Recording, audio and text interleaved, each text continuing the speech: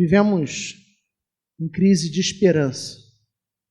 Eu não sei se você tem a mesma impressão do que eu, mas talvez a gente viva num dos momentos mais delicados quando o assunto é esperança. A crença de que a sociedade caminha rumo a um futuro melhor, mais justo, harmonioso e próspero foi perdida. Os homens e mulheres do nosso tempo olham para o presente com angústia, olham para o futuro com desânimo.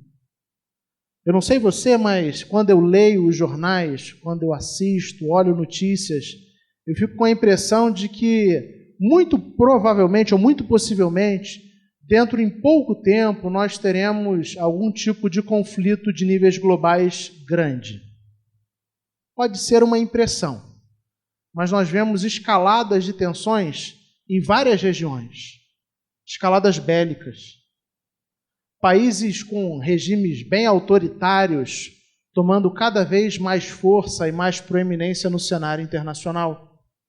E a gente olha para tudo isso que nós temos diante dos nossos olhos, e eu não sei você, eu fico com a nítida impressão de que a gente vive num tempo de crise de esperança, onde as pessoas olham para o futuro com desânimo, com tristeza.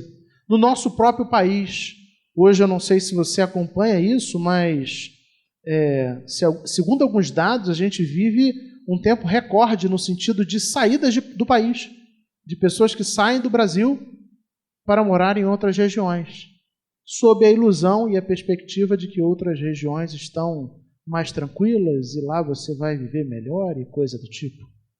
E eu acredito que é uma ilusão mesmo. Uma ilusão mesmo. A fé cristã, no entanto, ela nos apresenta uma outra perspectiva.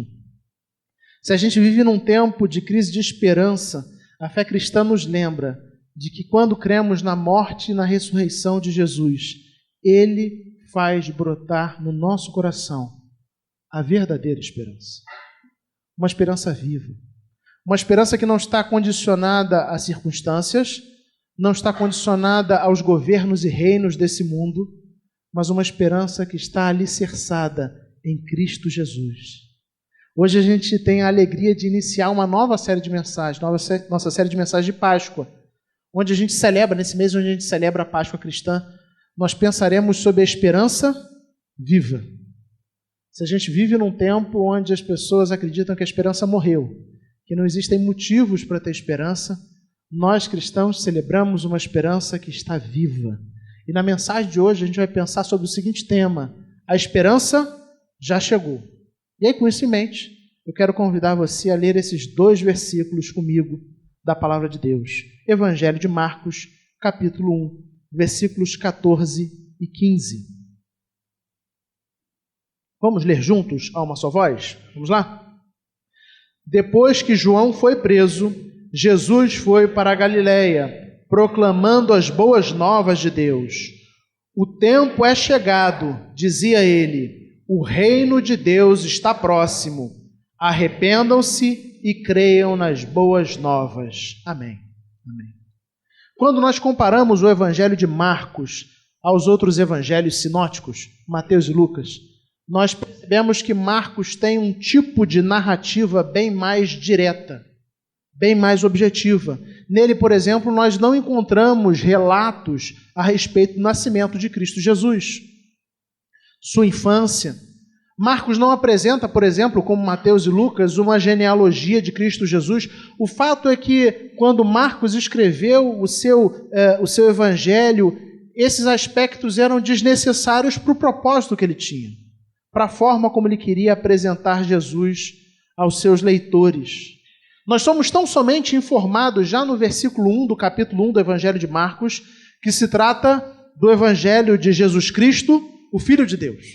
Você percebe que Marcos não dá meias voltas, não faz uma introdução. Ele já no primeiro versículo ele fala assim, eu vou falar para vocês, eu vou escrever a respeito do Evangelho de Jesus Cristo, o Filho de Deus. Marcos é bem direto na maneira de comunicar o seu Evangelho. Além disso, Marcos não registra vários dos sermões de Cristo. Vários dos sermões que nós encontramos em Mateus e Lucas, nós não encontramos no Evangelho de Marcos.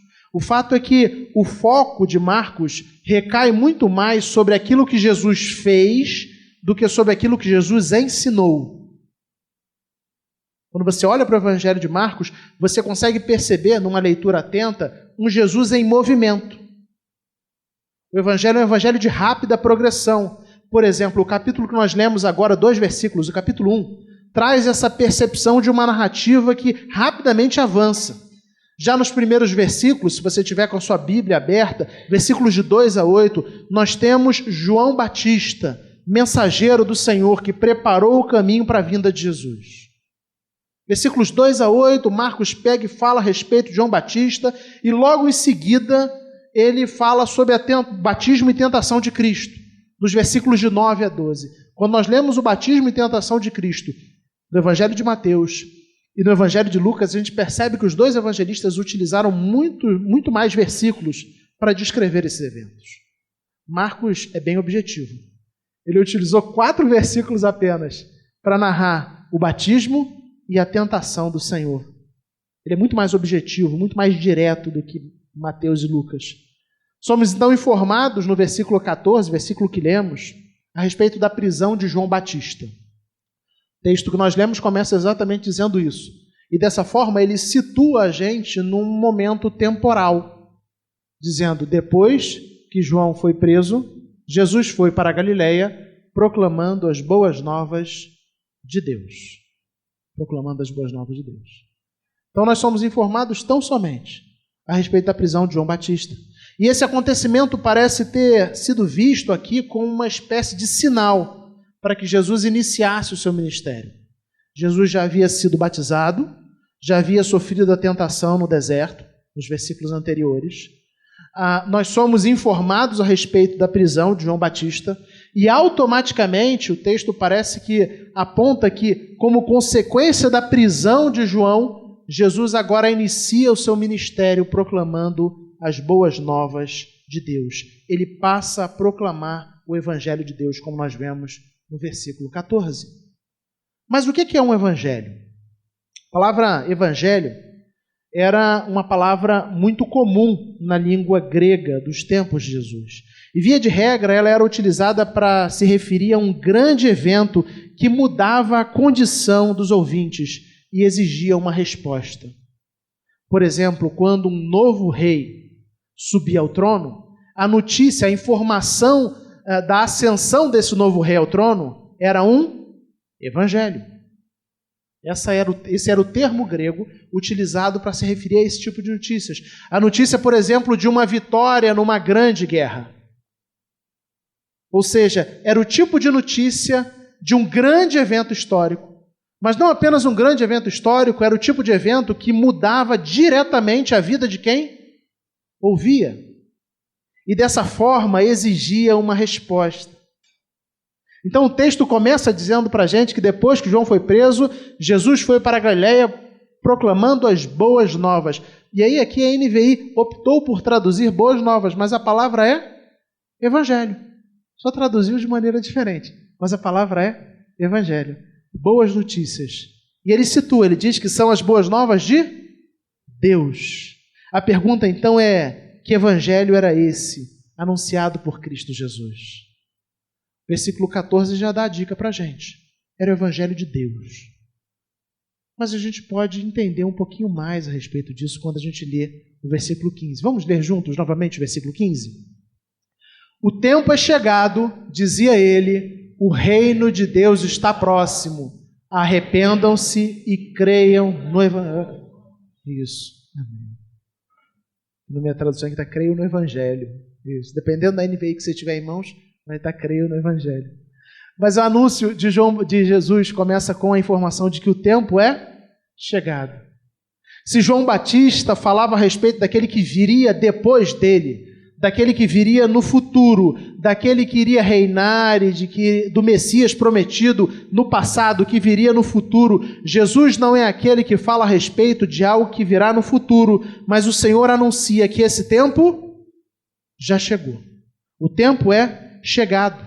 O tempo verbal utilizado por Jesus aqui no grego aponta para uma ação que já é acabada, que está presente, que está concluída. Então ele diz, olha, o tempo é chegado. Aquilo que João Batista anunciava que iria acontecer no futuro eu quero dizer para vocês que chegou o momento.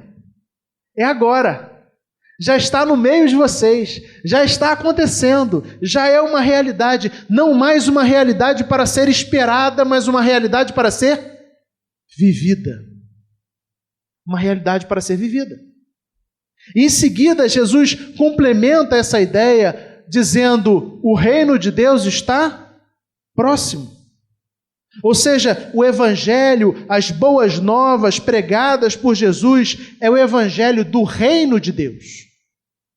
Se todo o evangelho, naquele contexto grego, era uma boa notícia, uma notícia que impactava, que afetava a vida de quem ouvia e que exigia uma resposta, esse evangelho proclamado por Jesus aqui é o evangelho de Deus, são as boas novas do reino de Deus. E ele diz que o evangelho pregado por Jesus é o evangelho do reino de Deus, e esse reino já está entre nós. Como quem diz, já chegou o tempo de Deus ser rei. Já chegou o tempo de Deus reinar sobre tudo e sobre todos. Essa expectativa já não é mais uma expectativa futura, mas ela é uma expectativa real e presente nas nossas vidas. O reinado de Deus era o cerne de tudo o que Jesus pedia em oração. Por exemplo, quando Jesus ensina seus discípulos a orar, na oração do Pai Nosso, uma das coisas que ele ensina é que nós devemos orar pedindo o quê? Vai, gente, eu acredito em vocês. Para que venha o teu reino. Venha o teu reino. E ele amplia essa ideia: seja feita a tua vontade, assim na terra como nos céus.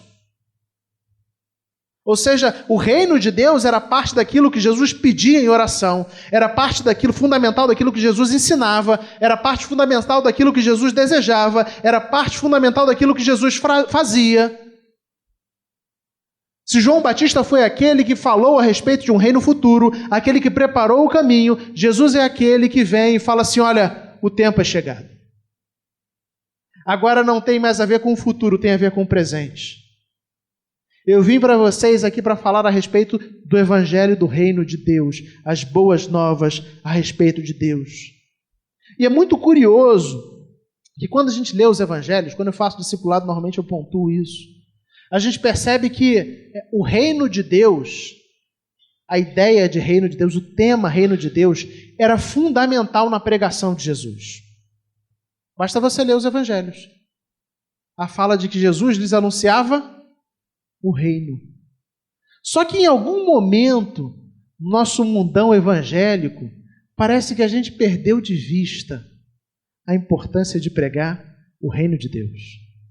Passamos a pregar o Jesus da salvação pessoal, individual, o Jesus que pode abençoar você e pode resolver os seus problemas e atender as suas demandas e curar a unha encravada do seu pé.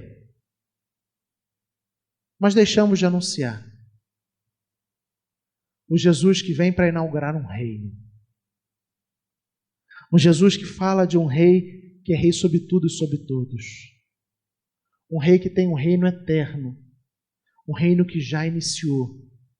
Um reino que não é apenas um reino futuro, mas que já está no meio de nós, nas suas parábolas, no seu chamado à conversão, no seu chamado ao discipulado, nas suas exigências éticas, nos seus atos de poder, nas suas operações de sinais, nos seus milagres, na sua morte, na sua ressurreição, tudo isso, em tudo isso, Jesus estava anunciando o reino de Deus.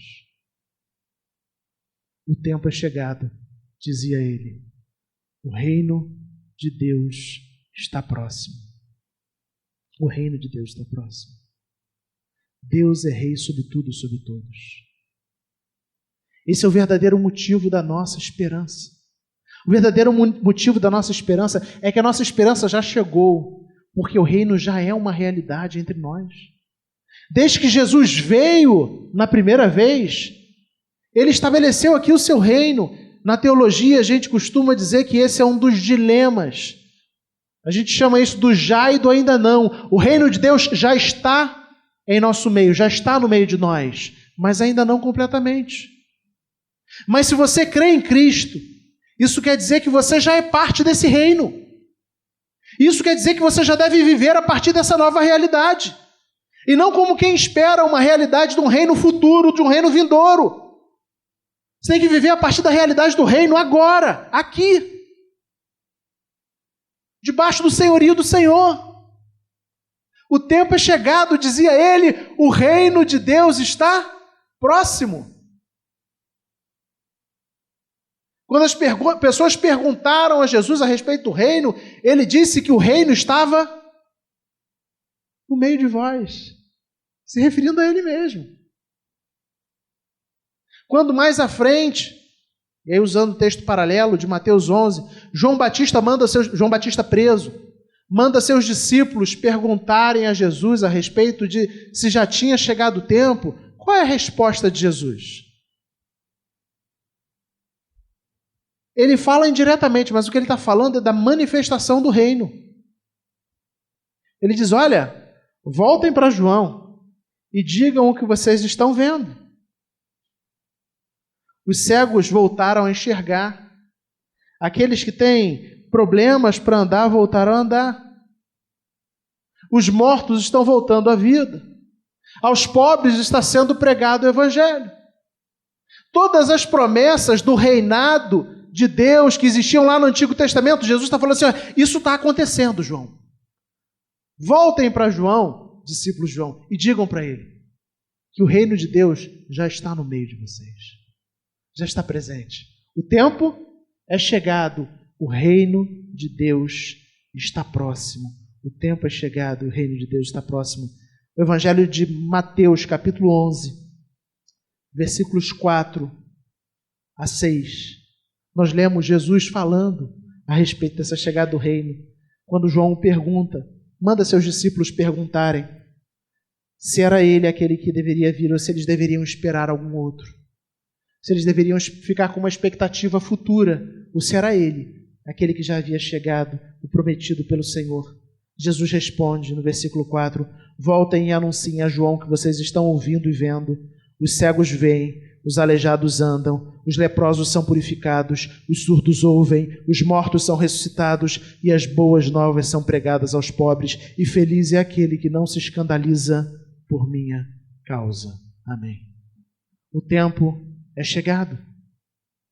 O reino de Deus já não é mais uma expectativa tão somente futura, mas é algo que nós devemos viver a partir de agora. Então presta atenção no que eu vou dizer. Eu e você precisamos entender que converter-se ao Evangelho tem a ver com fazer parte de um novo reino. Entenda isso. Converter-se ao Evangelho tem a ver com fazer parte de um novo reino. Tem a ver com se tornar cidadão do reino de Deus. Nós precisamos entender isso. Que quando nós nos convertemos ao Evangelho de Cristo Jesus, esse Evangelho que é o Evangelho do reino de Deus, nós nos tornamos parte desse novo reino, o reino de Deus, e agora devemos viver como servos do Rei Todo-Poderoso todos os dias da nossa vida. Esse é o chamado que Jesus faz a cada um de nós. A viver como seus súditos, como parte do seu reino. Viver a realidade do seu reino, não no futuro, mas agora. Porque, afinal de contas, o reino de Deus já está no meio de nós. Ainda não completamente, é verdade, porque Jesus ainda não veio a segunda vez, mas ele já está no meio de nós. E se você foi alcançado pela graça, isso quer dizer que os domínios desse reinado já estão sobre a sua vida e você tem que viver a partir dessa realidade. Quando a gente entende isso, a gente entende boa parte das ordenanças morais e éticas de Jesus. Por exemplo, no Sermão da Montanha, Jesus fala muito sobre os mandamentos. Mas, de uma forma geral, o que ele está apresentando ali são os valores desse reino. E por que ele apresenta os valores do reino de Deus? Para que os seus discípulos possam viver a partir dessa nova lógica. A partir da lógica do reino de Deus. Porque, afinal de contas, quem participa do reino tem que viver a partir da lógica do reino. Então, grava isso. Converter-se ao Evangelho tem a ver com fazer parte de um novo reino, o reino de Deus, e viver como servos desse Rei Todo-Poderoso todos os dias das nossas vidas.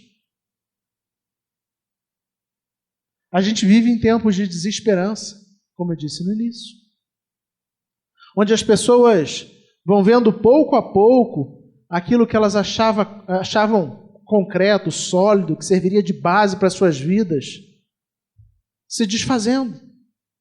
Os reinos desse mundo são marcados por violência, por opressão. Os reinos desse mundo são encharcados de injustiça. Mas o reino de Deus não. O reino de Deus é um reino diferente. É o reino da justiça. É o reino da bondade. É o reino da misericórdia. É o reino da graça. O tempo é chegado, dizia ele. O reino de Deus está próximo. Você tem olhado para o mundo, para a sua vida com desesperança? Eu quero lembrar você que os reinos, os piores e mais cruéis e mais poderosos reinos desse mundo, por pior que eles tenham sido, eles sempre chegaram ao fim. Todos eles demoraram, alguns deles demoraram, mas todos eles tombaram. Mas quando nós somos parte do reino de Deus, por meio de Cristo Jesus, nós nos tornamos parte de um reino que é um reino eterno.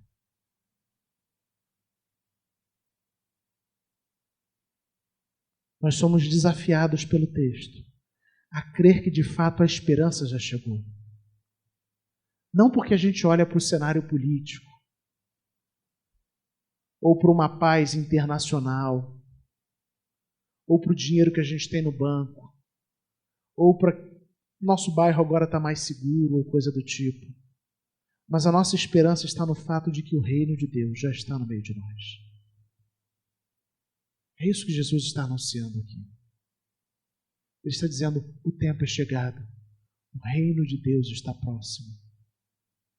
E aí, diante desse anúncio maravilhoso, que nos ensina que quando a gente se converte ao Evangelho, a gente tem que entender que agora nós somos parte de um novo reino, do reino de Deus, e que nós somos chamados a viver como servos desse rei, rei que é todo poderoso. Todos os dias da nossa vida ele avança, e aqui Deus, como emissor dessa mensagem, fala da sua vinda para libertar. Ele apresenta o reinado de Deus ao mundo inteiro.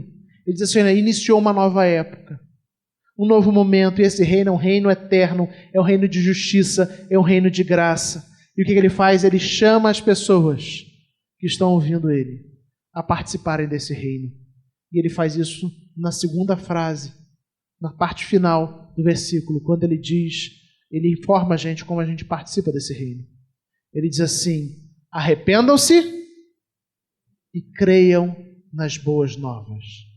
Lembrando que todas as vezes onde a NVI traduziu por boas novas, a palavra é evangelho. Arrependam-se e creiam nas boas novas.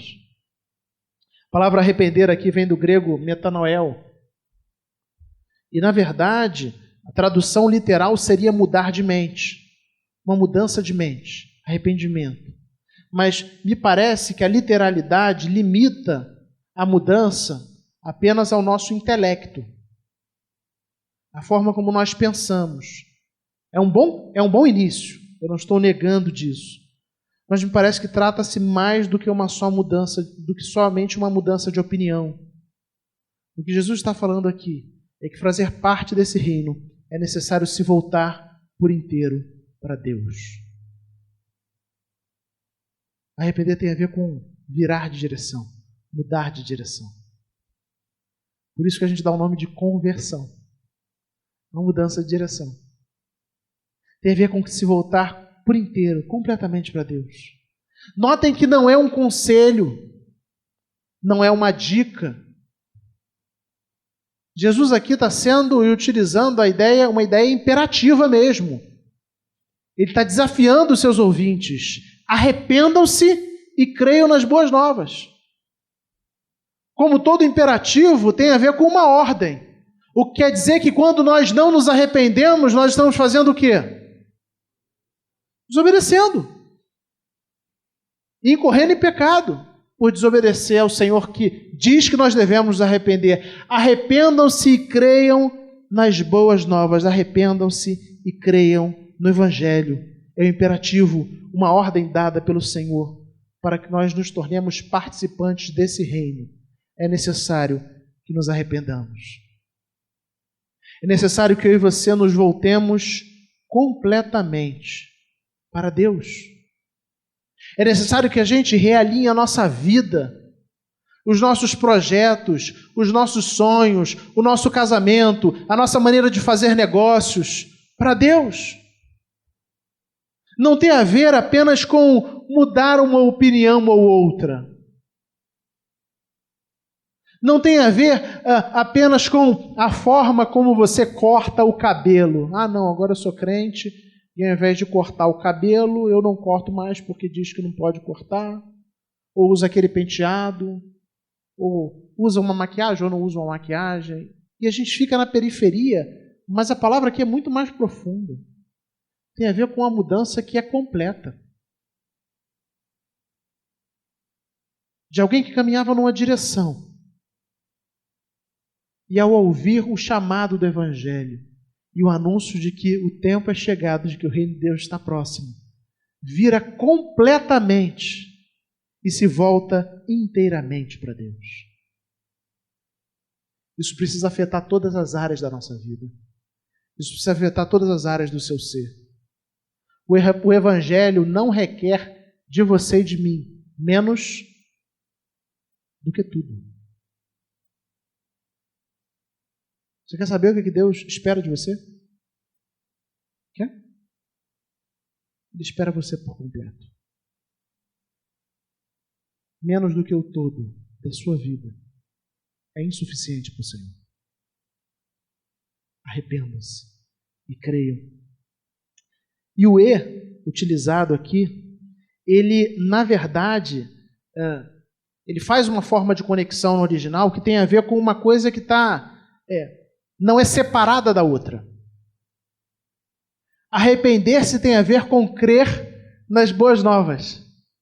É impossível se arrepender verdadeiramente e se voltar para Deus sem que de fato você creia nessa mensagem do Evangelho de que Deus é Rei sobre tudo e sobre todos e que por meio do seu Filho Jesus Cristo Ele nos reconciliou consigo. Ou seja, embora o texto traga para a gente a ideia de arrepender-se e crer como ideias separadas, na construção original essas ideias estão absolutamente conectadas. De maneira que elas são indivisíveis, inseparáveis. O segundo é um apelo que não corresponde a uma ação à parte, mas que está conectada ao primeiro. Quem de fato se arrepende é quem crer nas boas novas. E é impossível crer nas boas novas sem se arrepender, sem se voltar por completo para Deus. O tempo é chegado, dizia ele. O reino de Deus está próximo. Arrependam-se e creiam nas boas novas. Nós temos Jesus anunciando o reino dele. Num tempo de tanta desesperança como o nosso, onde as pessoas perderam a expectativa do presente e do futuro, nós somos lembrados de que o reino de Deus, o reino justo, santo, gracioso, misericordioso, de um rei que é realmente rei, perfeito, já está no meio de nós. E que nós somos chamados a vivermos como parte desse reino. A vivermos, a convertermos o nosso coração, nos rendermos ao Evangelho e fazer parte desse novo reino, vivendo como servos desse rei que é todo-poderoso. A minha pergunta é: como você tem respondido ao anúncio do Senhor de que o tempo chegou e de que o reino de Deus está próximo? Jesus muito claramente indica a você e a mim o que nós devemos fazer. Como deve ser a nossa resposta? Arrependam-se e creiam nas boas novas. Tem a ver com você abrir mão de absolutamente tudo. Tudo. Dar uma volta completa e se voltar inteiramente para o Senhor. A sua vida precisa ser completamente conduzida por Deus e para Deus. Semanas atrás a gente falava sobre viver para a glória de Deus. E Deus demanda que nós vivamos para a sua glória porque Ele é Rei e porque nós somos os seus súditos. Talvez uma das ideias mais perversas do nosso tempo seja essa ideia de tentar vender Jesus ou apresentar Jesus como um rei fraco, como um rei frágil, como um rei que está mendigando a sua atenção, o seu cuidado, e que está desesperado para poder ajudar você com as suas questões. O Deus do Evangelho é rei sobre tudo e sobre todos. E a palavra dele para nós, diante do anúncio da chegada do seu reino, é: arrependam-se.